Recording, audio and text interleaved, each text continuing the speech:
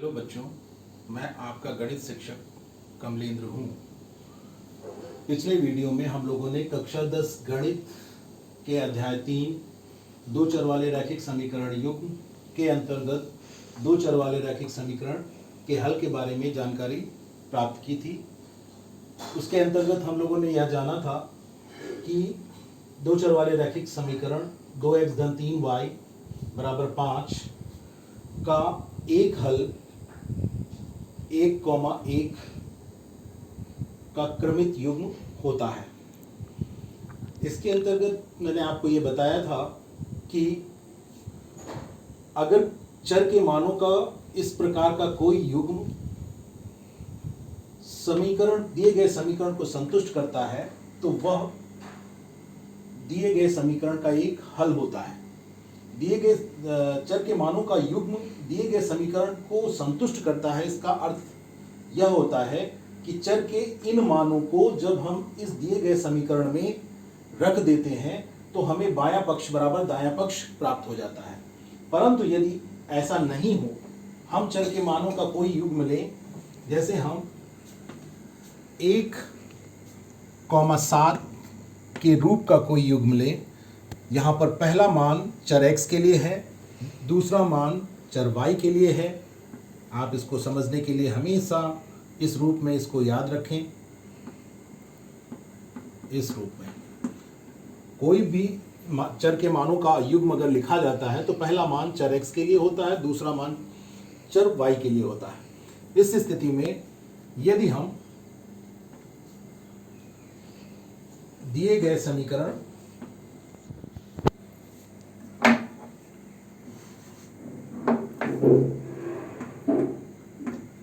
दिए गए समीकरण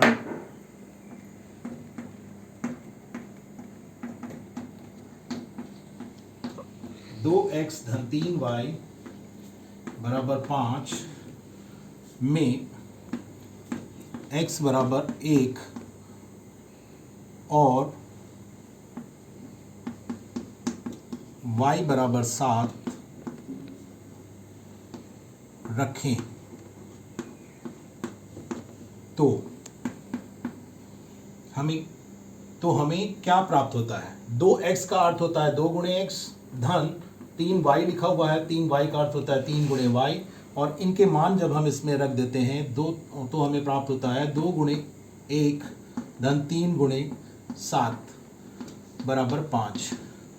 और इसे और सरल कर लें यदि हम तो 2 धन 21 बराबर 5, और ये इस प्रकार प्राप्त होता है 21 और 2 23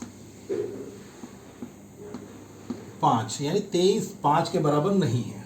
इस प्रकार हमें प्राप्त होता है बायां पक्ष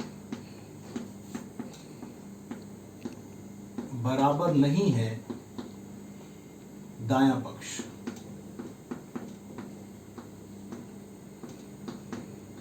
बायां पक्ष बराबर नहीं है दायां पक्ष। आप देख रहे हैं इस तरह से हमें प्राप्त हो रहा है। इसे अंग्रेजी में अगर हम लिखेंगे तो LHS बराबर नहीं है RHS। यहाँ पर हम लिख सकते हैं LHS का मतलब होता है लेफ्ट हैंड साइड, और राइट हैंड साइड के लिए RHS हम लिखते हैं। तो इस प्रकार से जब हमें चर के मानों का कोई युग्म ऐसा प्राप्त होता है जिसके लिए बायां पक्ष बराबर दायां पक्ष नहीं होता है, उस स्थिति में हम कहते हैं कि ऐसा चर के मानों का युग्म जो है वो दिए गए समीकरण का हल नहीं है। और आप इस प्रकार यहां पर लिख सकते हैं, अतः 1,7 जो कि चर के मानों का दिया गया युग्म था, यह दिए गए समीकरण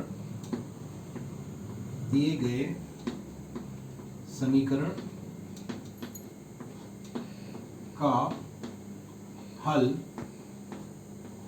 नहीं है।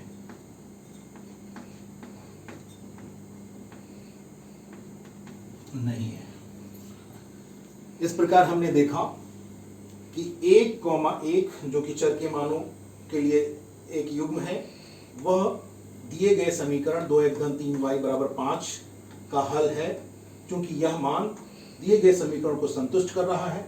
अर्थात 1 x की जगह 1 और y की जगह 1 रखने पर दिए गए समीकरण का से हमें बायां पक्ष बराबर दायां पक्ष प्राप्त होता है। इसलिए 1, 1 दिए गए समीकरण का हल है। परंतु अगर हम चर के मानों का एक इस रूप में लेते हैं 1, 7 के रूप में, तो हमें दिए गए समीकरण यह मान दिए गए समीकरण को संतुष्ट नहीं करता है। अर्थात चर x की जगह 1 रखने पर और चर y की जगह 7 रखने पर दिए गए समीकरण से हमें बायां पक्ष बराबर दायां पक्ष नहीं प्राप्त होता है, यानी बायां पक्ष बराबर नहीं है दायां पक्ष हमें यह मिलता है। इस प्रकार हम कहते हैं कि चर के मानों का यह युग्म 1, 7 दिए गए समीकरण का हल नहीं है। इस वीडियो में बस इतना ही। धन्यवाद।